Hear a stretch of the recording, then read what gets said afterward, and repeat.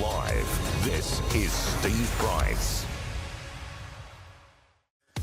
Good evening, welcome to the show. And it wasn't that hard last week to predict Victoria was in for a change at the top in politics. Jacinta Allen had been on thin ice for months. She was convinced to jump rather than be pushed, and now her deputy Ben Carroll is the new Premier. Steve Price with you. More on Carroll and the job he has ahead of him shortly. Here, though, is what's coming up on the program tonight. A week of high drama, as I said, in Victorian politics, and the drama continues to unfold. Daniel Andrews installed his candidate, Jacinta Allen, into the Premier's job when he quit, and now in the face of big build corruption and the money pit that is the suburban rail loop, she's out and her deputy, Ben Carroll, has taken over. Veteran political observer, The Australian's John Ferguson, first up tonight. Incredible scenes overnight off the coast of Morocco, as you've been seeing all day, as thousands of illegal migrants storm the Spanish enclave of Ceuta, with Spain calling in their military to stop what amounts to a mini invasion. Our UK regular Adrian Hayes with the latest, as Reform's Nigel Farage warns many of those illegals could end up in Britain. And more evidence from crime-busting lawyer Geoffrey Watson on just what was happening with the CFMEU on Victoria's big build projects that he says has been corrupted to the tune of $15 billion. Friday regular and former Queensland Premier Campbell Newman joins me in Melbourne in the studio tonight. Plus, do we deserve more detail surrounding a dinner the Prime Minister attended at a multi-million-dollar harbourside mansion in Sydney last week with the son of a Chinese billionaire who had an expensive run-in with the Australian Tax Office? Former South Australian Senator Rex Patrick has long been a campaigner for greater scrutiny about political donations. He wants transparency around those donations, and he'll join us as well. First, though, with just 18 weeks until Victorians get the chance to vote in the state election, the ruling Labor Party, which has won the last 3 elections and has been in power for the past 12 years, first under the harsh rule of Daniel Andrews, then his choice of replacement Jacinta Allen, well, this week saw her shown the door, replaced by her deputy Ben Carroll. Now, it turned out to be a relatively bloodless coup, although Allen tried to hang on to the grim end, using her socialist left faction to try and stay in charge. The numbers, both poll numbers and the numbers in her own caucus, were just too bad for her to survive. Her concession speech, I have to say, was all about what she thought she had achieved and little about the horrible mess that she leaves the state in. I leave immensely proud of what we have achieved these past 3 years. I inherited a rising crime rate. My team and I toughened bail laws, started adult time, introduced the Violence Reduction Unit. Crime is now falling for the first time since COVID. I inherited a budget deficit. My team and I made savings whilst always protecting frontline services. The budget today is now in surplus.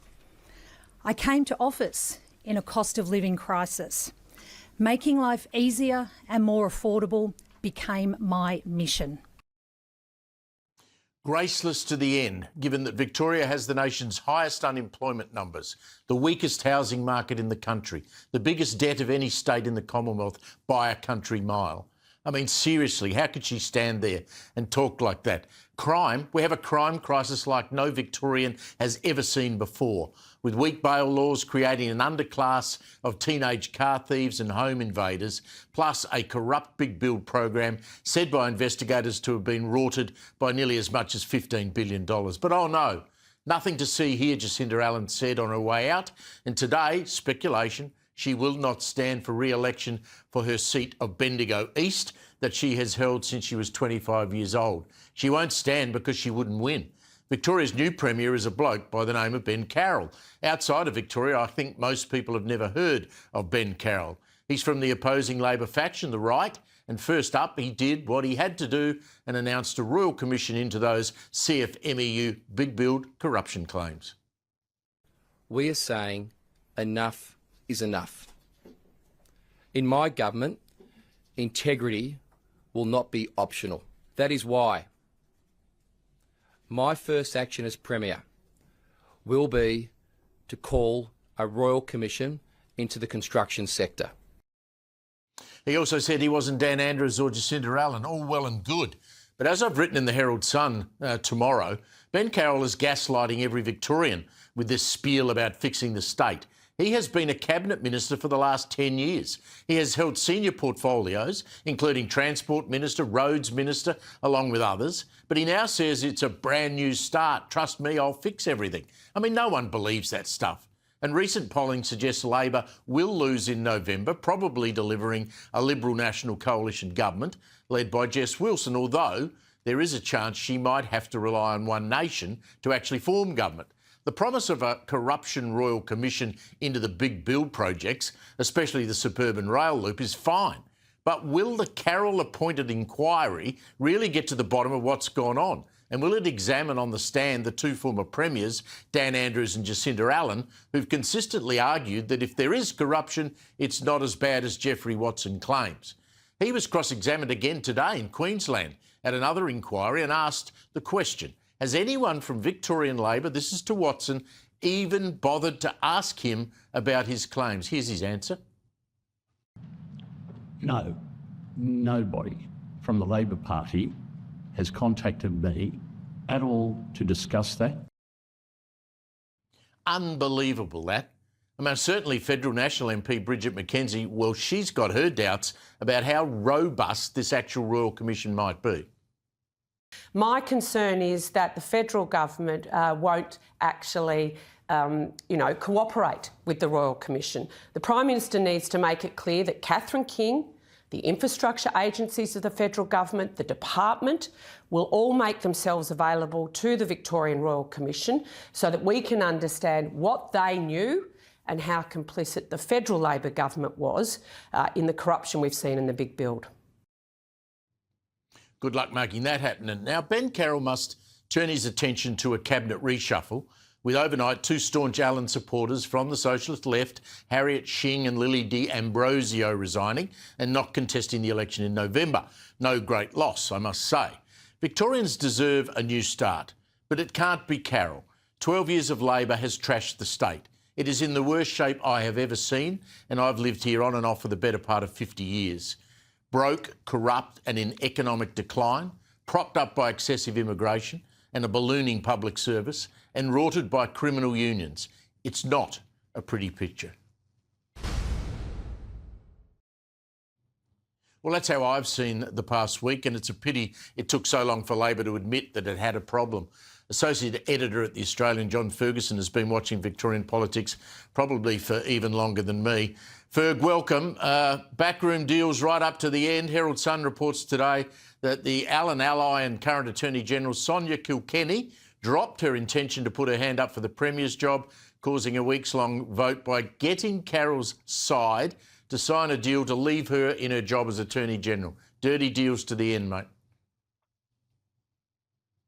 Oh, yeah, look, Steve, I think a lot of that stuff's pretty pro forma. It was a messy caucus meeting because Carroll potentially was going to face a ballot, which would have taken 6 weeks, would have been absolutely disastrous for the government. So Sonia Kilkenny, it seems, extracted, her place, a guarantee of a place in cabinet. I mean, these are the things that Labor, it's how they function. It's weird in the outside world, but in their world, that's what they do. In my column that will be up in the Herald Sun tomorrow, I prosecuted the argument that Carroll's been in cabinet for most of the last 10 years. He's only now acting on things that he says needs fixing. I mean, that is full-on gaslighting, surely. Oh, look, I think what's happening is 3 years ago, or nearly 3 years ago, when Jacinda Allen was handed the premiership without, obviously, the public voting for her, she was told, you need to distance yourself from Dan Andrews. You need to move on, create a new agenda. It never happened. And that's, I believe, why Victoria's in such a bad state now, because had she acted, Jacinda Allen started to hack into the budget, drop some of the major projects, I think the state debt would be significantly lower than it is. There would have been meaningful change. That never happened. So now Ben Carroll, who's been around for a long time, and your argument is accurate. He's been there, but how much do you blame him for what's happened? I think, yes, he can't escape scrutiny, but I think he deserves an opportunity to right the wrongs. You and I lived through the Kerner and Kane years as well. The last 12 years, and obviously we had COVID in the middle of it. Have you ever seen as bad a state government as the one that we've endured over the last 3 terms of Labor? I think Jacinta Allen is easily the worst Premier I've covered. I think there's about 13 since, 1985, and that's in South Australia and Victoria. I think her failure to act on the budget when she was handed the premiership is the worst performance I've seen. For all the criticisms of Joan Kerner back in that 1990, 91, 92 period, she actually had a crack. She got her treasurers, there were a couple of them, to actually have a go at things, whereas really nothing much at all happened under Jacinta Allen, which I think it's a complete disgrace. So crime, the budget, big build projects and corruption, what do you think is resonating with the electorate who've got 18 weeks now to make up their mind on whether they will return Labor or whether they'll turn to the coalition? Oh, look, I think it's incredibly tight, Steve. I think if you look at News Poll, which came out at the start of the week, it's got the coalition on primary of 31 and Labor on 28, and then One Nation at 19. The coalition cannot guarantee it will win government on those numbers. It needs to increase its primary vote by quite a few points. So I think it's just incredibly tight, and it's tighter than people understand. I think that anything could happen. I think One Nation may not be as strong as we think, which could be both a good and a bad thing for the coalition. So it's just, people need to understand it's very tight out there. Well, on the raw numbers, I mean, the coalition would need to win 16 seats and not lose any. So that's a pretty big mountain to climb under any circumstance, even if you accept that the state's in a mess and that people really feel that Labor under Jacinta Allen's been on the nose. But as you say, it's a big ask. Look, I think there's a couple of things to really drill down into. One is the regions. I think Labor will get smashed in the regions this time around. Just potholes. I think the Commonwealth Games will hurt them in places like Ballarat, Bendigo and Geelong. I think also people did not buy Jacinta Allen at all. They saw through her. I don't think she was a particularly honest politician. I know that's a contradiction in terms, but so I think they've got eyes wide open. I think also the other thing that's going on is the Liberal Party, until Jess Wilson took over in November, has been an utter disgrace and a failure. So I think people have got that in the back of their minds, and I think that's what's suppressing the Liberal/National vote. So you've got some complicated things going on there, Steve. What have you made of Jess Wilson's attempts to reshape the coalition? I think she's the most impressive Liberal leader since Jeff Kennett. I think that she hasn't really done anything wrong. She's been really smart. I'm surprised how well she's done. I thought at 36, 35 when she took over, she would have struggled, but I think she's running into a headwind. And the headwind is the 11 previous years where the Liberal Party failed so spectacularly. And so I think there's an element of that, but I think the Liberal Party has reason to be very positive around Wilson. Now, where is the electorate at? That'll be the interesting thing. And obviously, the other thing the Liberal Party's got to contend with is One Nation. That will not go well in the inner city and the middle suburbs when Labor frames a vote for the Liberal Party is a vote for One Nation. So it's just so complicated out there. And I think it'll be a preferences free-for-all on election night on November 28, and they will spray everywhere unless we see, what could well happen is that Labor's vote crashes, and that can yet happen, but it's not at the moment. So, you know, there's just so much going on. It's very complicated, Steve. Yeah, just finally, it seems I'm told that One Nation will announce their leader, deputy and another candidate midweek next week. So 3 of the One Nation candidates. I mean, the big challenge for them, of course, is they say, Ferg, they're going to stand in every seat, and we know what happens then. The quality of candidates is not always that great. You know, Steve, I don't think that's going to matter as much as people think. I've spent a lot of time in country regional Victoria in the last 12 months, and I grew up, I'm a country person. I think there's a real switch off out there, and I think One Nation will do well in places, really well in some places, particularly rural Victoria. Now, the question is, our news poll has One Nation, though, back at 19%, which is on the primary. That's a drop. But it won't matter statewide. It'll matter seat by seat. So it's what happens in individual seats. This is going to be a seat by seat campaign. And I think really watch those regions, because I think that could well decide whether or not Labor can hang on for a very what most people would think would be an unlikely victory. But I still think it's a strong possibility that that's what could happen. Interesting stuff, John. Thanks for joining us, mate. Appreciate your time tonight. John Ferguson there, Associate Editor of The Australian. OK, now to a man who once led the charge for victims of crime in Victoria, and his claims that, I mean, in the context of what John and I were just talking about, that lawlessness in Victoria is so bad that it can only be compared to a war zone. Greg Davies is a former police officer himself. I've interviewed him many times in his role as boss of the Victorian Police Association. Greg, good to catch up with you. Critics will say you're exaggerating, but I reckon you're spot on. Good evening to you too, Steve. Nice to talk to you again. I think it's important to say that what I actually said was that we see on our nightly news every night of the week more fire bombings, and it's almost becoming a regular thing. And what I said was that you only expect to see these sorts of things occurring in war zones. So it's the only place you see anywhere else that they happen, places like Gaza and Ukraine, etc. So I stand by that because I don't see any footage of fire bombings coming from anywhere else other than war zones and in Victoria.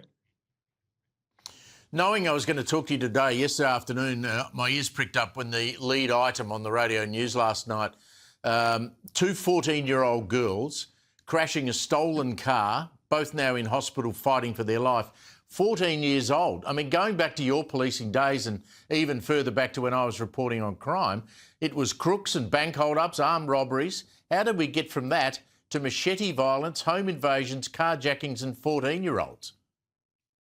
Well, that's my great concern, Steve, that these things are now commonplace and offenders are getting younger and younger. Some of the kids that are organising these things, not just the ones that are carrying them out, but some of these kids are running small-time drug trafficking operations, and they're 13 and 14 years old. And they're running these things, so which means they've got suppliers giving them, or not giving them, giving them access to and selling them drugs, and they're then on selling them to street level traffickers. So we're in a world of hurt at the moment, and if we don't do something about it, if people sit back and say, "Well, it doesn't affect me, I'm not really worried about it," then the trajectory of this state is straight down the gurgler. I keep my eye, Greg, on other states. I mean, you know, you've got very serious Middle Eastern crime gangs, you know, operating in Sydney. They pretty much shoot each other. But when you look at places like Brisbane or Adelaide or Perth, anywhere else in the country, I don't see this youth crime crisis anywhere else. Why is it happening in one place and happens to be Melbourne? Well, I think it's not unreasonable to say that we've had lots of politicians spruiking, Victoria's got the toughest bail laws in Australia. As I said, we have things happening in Victoria that aren't happening anywhere else in this country, and we need tougher bail laws than everywhere else. Politicians may think we do, but they're only tough if the maximums are dealt with in the right way by the courts. And if a kid who comes before the courts is on bail for 6 or 10 or 20 or more different sets of bail, how can they keep being released on bail? Now, the number one job of not just the police, but the courts and the government itself is to protect its community. And that's not happening. And it's not happening because the range of sentencing and the range of restrictions and all of those things that go with bail aren't being dealt with at the higher end. It's kids are being released on bail willy-nilly. It's almost a rubber stamp next, rubber stamp next. That's where the problem lies. They try and use this argument that, we can't fill the jails up with youngsters and we shouldn't be sending young teenagers to jail. But, if they're attacking people with machetes and, in one recent case bashing an off-duty police officer, a stint incarceration is exactly what they should be doing, isn't it? Well, in the opinion piece that I wrote, and it's just that, that's my opinion. It's everyone's entitled to their own. But in that, I wrote that everybody deserves a second chance, but there shouldn't be a second chance. So if you muck up after your first chance is gone, then the next time there needs to be mandatory sentences for people, not just a slap on the wrist. It needs to be, you had your chance, you knew what was coming. If you misbehaved criminally after that second chance had been used and you went and did it anyway, so here are the consequences.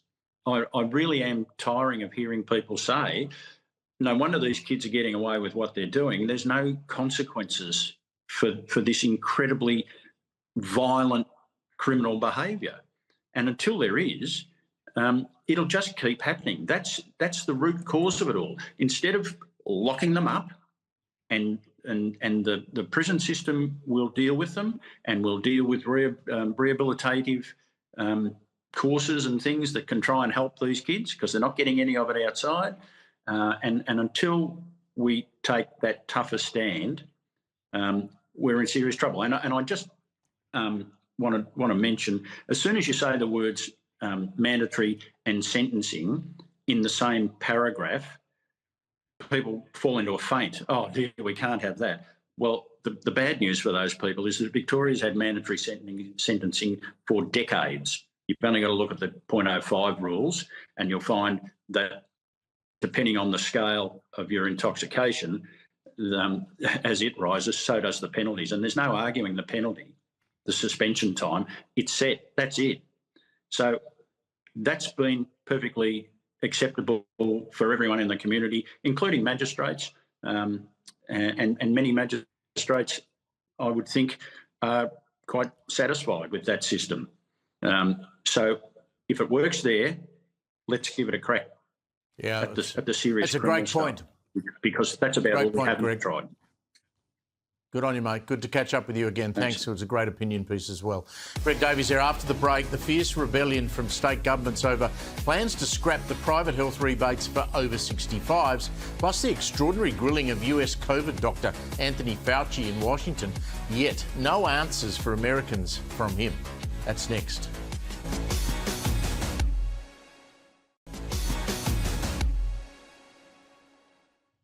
Welcome back. Steve Price with you. Let's jump straight into some of the other headlines doing the rounds today with Friday night regular, former Queensland Premier Campbell Newman, who tonight joins me in the studio. I presume you're here just to make sure that Victoria is as bad as what I've been telling you. Well, it is bad, Steve, and there's certainly some commercial property bargains, sadly, for the owners who have those buildings. But, yeah, I'm down for that. And the Libertarian national conference. AGM tomorrow. David So you have the Limbrick. Libertarian Party, David Limbrick and John Ruddock, who's in Yep. the New South Wales Upper House. Yeah. Well, that should be interesting. We've had a huge week in politics. I mean, you've been through it yourself. Jacinda Allen, I couldn't believe the speech she actually made, where she didn't apologise for anything, didn't admit any mistakes or any errors. Crime crisis is not her fault. The debt, the suburban rail loop, all of that. She just got up there and said, I did all these great things and now I'm leaving. Total shocker, mate. And what was also bad and telling was then the comment by Julia Gillard saying, oh, you know, sort of sexism force. Like, give me a break. Don't play that card. Yeah, I think even less of Julia Gillard as a result of that. But, yeah, it was a delusional effort from the former Premier. But this is what happens when, you know, Daniel Andrews was all power. I mean, everything went through him and his office controlled the state. When he decided that he was going to jump because he saw how bad things were getting, he engineered to hand the job of Premier to someone of his own political faction. And she was never qualified for the position. She'd been minister in all of the things that had gone broke, suburban rail loop, Commonwealth Games, all of that stuff. She was the minister in charge. Who would have thought she was going to be a good Premier? Though, one thing I don't buy, though, again, is this narrative about, handed a poison chalice, so a woman set up to fail. Didn't have to be that way. She's been there for 3 years. Yes. You know, if she had the leadership skills and the political nous and the understanding of economics, frankly, she could have turned Victoria around herself. As you know, as a former Premier, it's often the smaller things that do you in. Potholed roads. I mean, the regions in this state are filthy on labour, that they wasted so much money building a city project for an underground train line that no one wants, that goes from somewhere you don't want to be to somewhere you don't want to go, and yet they let all the roads in Victoria fall into disrepair. Quite extraordinary. A bloke the other day was riding his push bike along the Great Ocean Road, hit a pothole, fell off, broke his neck, and he couldn't even get a bed in the Royal Melbourne Hospital. He's been stuck down in Geelong.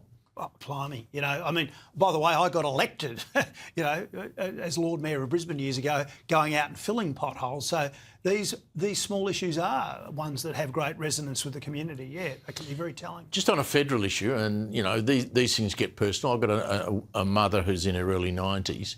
She's had private health insurance for her entire life. She'd probably give up one meal a day to keep it because it's an insurance policy that older people who have medical issues feel very strongly about. What the hell does the federal government think it's doing in dropping that small rebate for anyone over the age of 65? This is crazy stuff by the feds, and I don't know whether they've drunk their own Kool-Aid or they've got bad advice from their bureaucrats. But by doing this, Steve, what will happen is there will be, again, a vast exodus from people, I believe, actually, who have got private health insurance, notwithstanding what you've just said.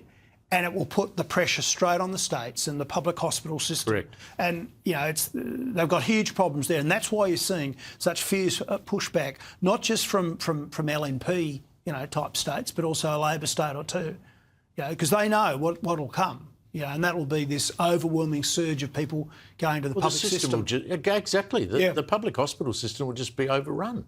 I mean, it's crazy. This is Mark Butler. I don't quite understand, given the issues they've got with the NDIS and crooked providers and all of that, why they would even see this. It's not going to raise them much money. Steve, when I was in office, when I was in office, I was accused of having too many fights. This is another one, frankly, they do not want to have. They do not want to have it. It's going to cause them great pain. Back on Ben Carroll, he's now from the right faction. Of what you've seen of him so far, is it possible, and I was talking to John Ferguson from The Australian about this, is it possible in 4 months to turn around the electoral fortunes of Labor? I never underestimate the Australian Labor Party, Steve. I think they're a formidable campaigning machine. I think the trick here for the coalition or for the Liberal Nats and perhaps One Nation is to continue to prosecute the issue that he was there round the cabinet table for 12 years. He was there when those decisions were made, and he comes out the other day and it was, you know, quite a good press conference, I thought, but making this point about integrity. But a man of integrity who really believed these were bad decisions for Victoria, who was so confronted with would have resigned from the potential corruption, would have resigned. And in fact, if you were a director on a major public company, you would have resigned. I think of, former Premier of New South Wales who left a board, because he Well, it just shows that he doesn't have that. I mean, he sat there as Deputy Premier. When Jacinda Allen is saying, oh, there's no problem with corruption on the big build, Watson's making this stuff up, it's not $15 billion. Well, Carroll sat there going, presumably, I agree with you. This comes down to how effectively the opposition, be it like the Liberal Party, National Party, or One Nation, can continue to prosecute. You were there, you sat by, you were silent, you adopted the party line. If they can do that, well, I think they completely. Well, I think they've. But I think. I don't have that confidence. I think the coalition here has improved its social media presence very, very much so. And like 5 minutes after Jacinda Allen quit, they had an ad out attaching Andrews and her to all of these problems that's happened. So they've got a bit of a slicker operation than they normally have. So we'll wait and see. What about, you talk about integrity. Anthony Albanese, he promised that he would go to the Garma Festival in Arnhem Land every year. He stood up there recently as last year, and said, I'll be back. I've got your back and I'll always be here at Garma. Well, he's not there. He's gone on holidays. Are we surprised, doesn't Steve? Does it add to that sort of, you can't believe anything he tells you? It's like it was said on Monday, but look, I've changed my opinion by Friday, or the schedule changed. The dog ate my homework, whatever. It's like, I don't think the Prime Minister's word has any credibility with reasonable Australians these days. With some billionaire's son. Tell me about the Libertarian weekend. What's that about? Well, Libertarian have their AGM here in Melbourne, where we're a committed bunch of people who believe in freedom, small government, low taxes. We're a small band, but we do have two members, David Limbrick at the upper house, who will be fighting to retain his seat. And John Ruddock in New South Wales, who punches above his weight as well. The things that can we see you back as a candidate somewhere? No, Steve. Come on. I think I'm washed out. Look. One thing about our politicians, Steve, across the political divide, they're not lazy. It's just that there's so many of them are bloody hopeless. They'll turn up.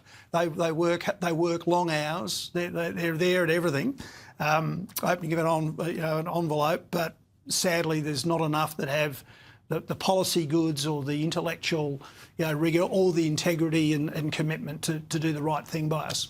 Good to see you again in the studio. Great to be with you, Steve. Thank you, Campbell. See you next week. After the break, well, despite campaigning on a policy of being an open and transparent government, I just mentioned this, not a lot of that on offer from the Prime Minister this week when he was asked about his lavish dinner with the son of a Chinese billionaire. That's after the break.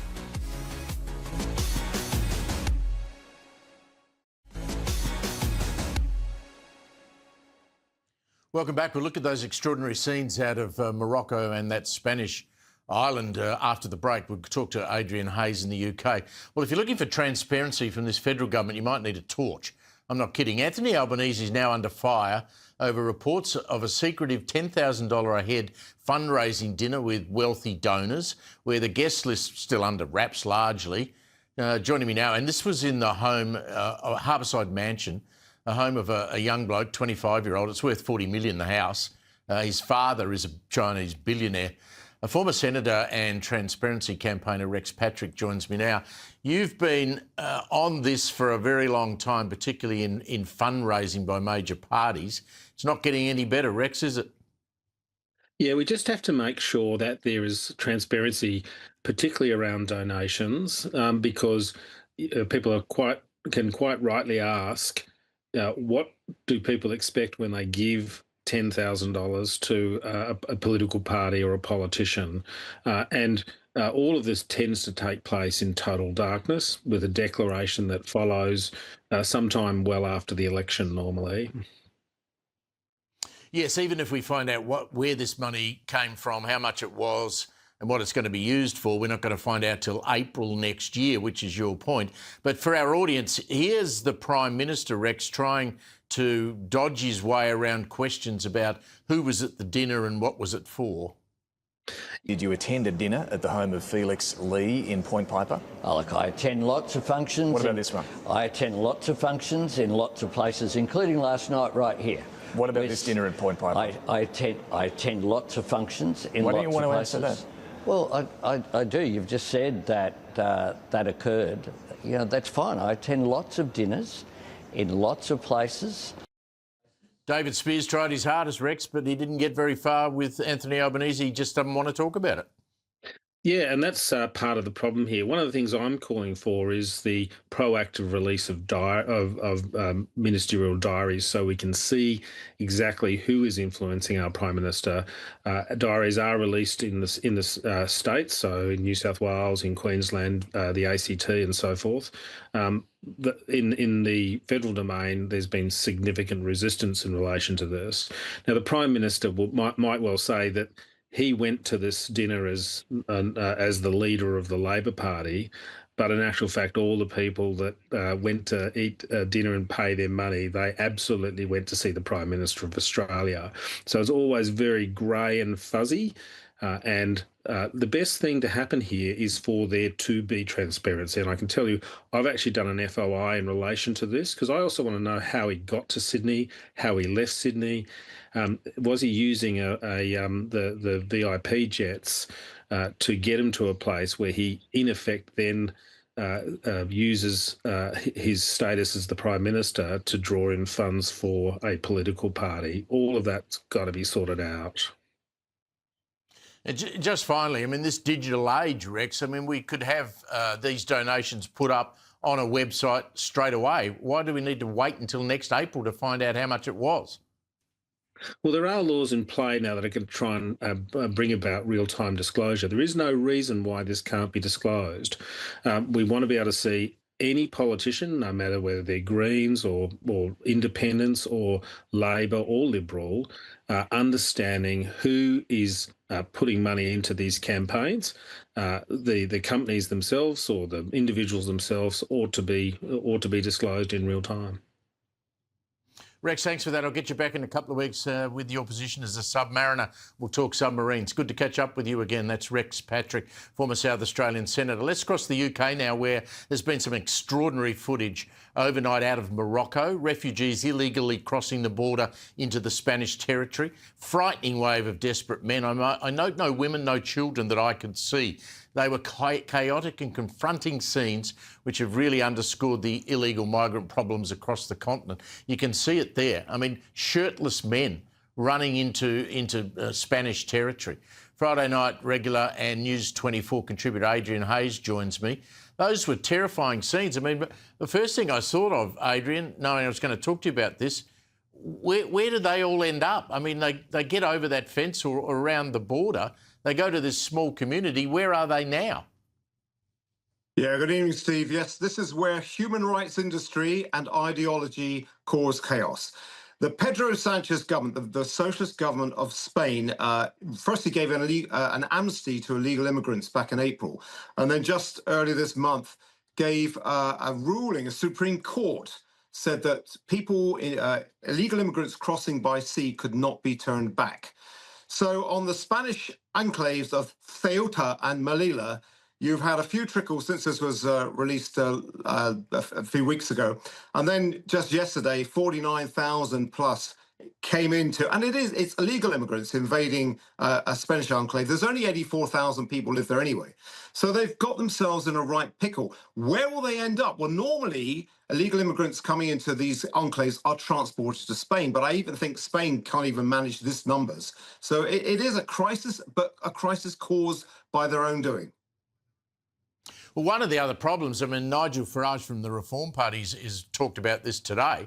You've seen, I know, that often when you get a lot of these people, illegal migrants out of Africa, and they make mainland Europe, the Italians wave them through, the French wave them through, the Germans, they end up in Germany and then they end up in the UK. That's the problem, isn't it? That's the problem. And you put the nail on the head.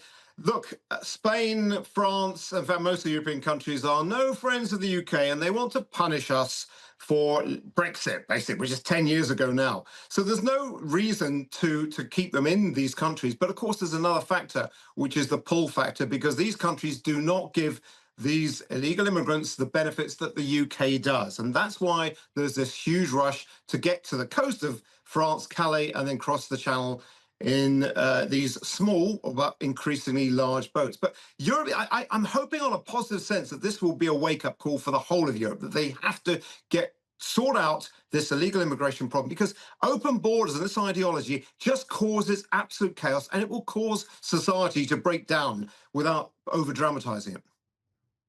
Well, you're not over-dramatising, because we've seen exactly that's happened in the UK. Since I spoke to you last, because I've been away for a few weeks, you've got a new Prime Minister, Andy Burnham. What's he going to be like on this issue of the boats coming across the English Channel from Calais and the number of illegals who are getting into Britain? I don't get a sense, maybe I'm wrong, that he's going to be particularly tough on this.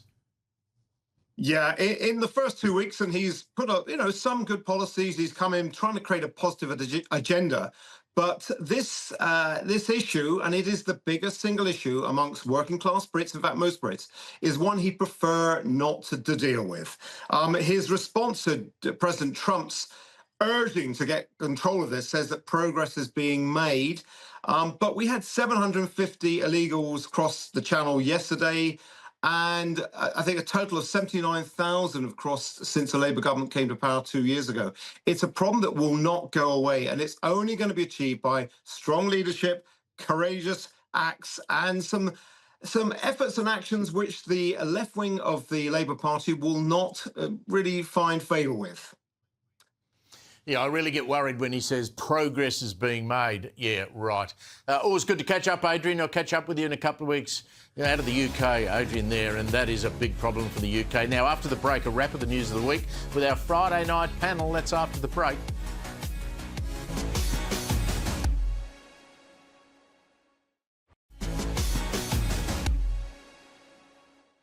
Welcome back. Rowan Dean coming up, top of the hour. Let's bring in our Friday night panel. Sky News contributor and Friday night regular Joe Hildebrand, and political commentator and former Liberal candidate for Wentworth, Ro Knox. Welcome to you both. Great to see you. Mate. I want to go quickly to a story that broke this afternoon. Opposition leader Angus Taylor apparently reportedly caught on tape at a business breakfast claiming falsely that migrants can access the 5% Joe home deposit scheme from the moment they arrive, which is not correct. It just shows you that there's no such thing as a dead mic. Here he is, Angus Taylor. We need to make sure that citizenship is rewarded.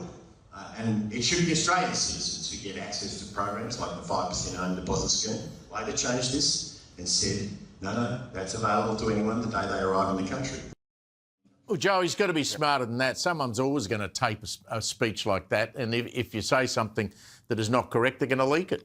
Yeah, and I think it also just shows how much confusion there is over the whole immigration debate. I mean, I'm up for debating anything and everything, but I think there are a lot of people sort of pushing barrows that aren't actually exactly stacked with facts. And I think that if the opposition leader doesn't even know what the immigration and housing policy is in Australia, when it is probably the most hot button issue today, then what little hope for the rest of us? And I think that's why you're seeing obviously things like the rise in One Nation, because a lot of these fears and concerns are simply based on untruths, things that simply are not the case. Ro, talking about housing, Labor keeps rattling on about affordability. If you're already more than 100,000 home approvals behind their target after 2 years, I mean, they're not going to get there. And all of their policies don't seem to be pushing actual houses being built on the ground. That's exactly right, Steve. And this is just around approvals. So they're behind in approvals. This isn't actually around commencing building or completion of the building, which they're also significantly behind on, because typically people get approvals for buildings, but they don't necessarily even build them. So if you start to look at completion rates, they're also very poor. And I think, Steve, you're right, they're just not going to hit this 1.2 million homes target, which means, of course, you won't address the housing affordability issues. It's a really difficult issue, isn't it, Joe? I mean, because to get the building numbers going, you've got to have cooperation from local government, state government. It's not really even a federal government issue, to be honest. I mean, the states and the local governments are as much to blame as anybody else. But our big cities are just groaning with people. I mean, we go back to this immigration debate. I mean, Joe and Ro, you've got to have an honest discussion about how many people should be coming here. Yeah, we absolutely do. And again, I'm all for that. The other thing is, of course, and this is why I just could not get my head around the last budget, and I'm not alone in that, of course, but the redistribution measures have just been disastrous for property development and demand for new properties, because if you basically get rid of half of the market, i.e. property investors, then there's going to be half as much incentive for developers to build and then know that they're going to be able to sell the houses and the flats that they do build. And so even the government's own budget showed that the negative gearing and CGT changes would actually dampen, would reduce the number of new builds, and that would somehow have to be compensated for by other government strategies, you know, the government just building them themselves. So that seemed just insane to me. And then, yes, you're absolutely right. You've got councils, especially councils in sort of leafier, more affluent areas that are simply refusing developments, who are refusing developments for unit builds. And the state government is desperately trying to sort of whip them into shape. But they basically do it, you know, they're a bit like student protesters. They just sort of tie themselves to a tree and refuse to move. Mm. Ro, I mean, I've been around a long time, but I can't remember. A vague memory of what Paul Keating did to house prices when he knocked negative gearing on the head and then had to change his mind. Mm. But do you think Treasury or the Treasurer and the PM had any idea that what they did in that budget was going to have such an immediate impact on house prices in Australia? I mean, you've got Melbourne's down around 10%. No, I don't think they did, Steve, which is obviously so concerning. And as Joe said as well, some of the tax changes to the self-managed super funds are also really going to restrict that pool of investors to build this housing that we so desperately need. And I mean, economists were talking about housing affordability, how you have a moderate reduction in this. But Steve, as you said, there's been a very dramatic decline in house prices in both Sydney and Melbourne. And obviously some people now are in a position of having negative equity in their house, which it will have economic impacts throughout the economy. Joe, we've talked a lot tonight about the change in leadership in Victoria. Yeah. Socialist left have now been driven out of office. Hallelujah. Dan Andrews and his Premier, of course, Jacinta Allen, they're gone. We've now got someone from the right, finally. Yes. What have you made of Ben Carroll's start? I note in my column tonight in the Herald Sun, we're calling him Kmart Carroll, because he worked for Kmart for 8 years, which I thought was quite a clever name by the sub-editors. What have you made of his first couple of days? Yeah, I'm very heartened by his background. He's got all the right values. He comes from the Shoppies Union, good Catholic boy. And that, to me, almost tells you everything about the new direction he's going to take the party, away from these sort of bloodless, loveless, atheist, socialist, left faction apparatchiks and into the warm bosom of the Lord. I think he's going to be good. I think he's been steady. He was quick to come out of the blocks and say, I am not Dan Andrews, I am not Jacinta Allen, to reverse or rethink or revise a lot of their big policies. Obviously, the suburban rail link is probably going to be put on hold, and they'll focus on the airport link, which is fantastic for a boy from Niddrie. Yep. And of course, the Royal Commission into the CFMEU is long overdue. Bring it on. I cannot wait. It'll really bring out the rats and mice. Good on you, Joe. Good on you, Ro. Thank you very much for joining us. Just on all of that, I think there will be some more resignations from the Cabinet over the weekend. Don't be surprised if a couple more go. Rowan Dean's up next.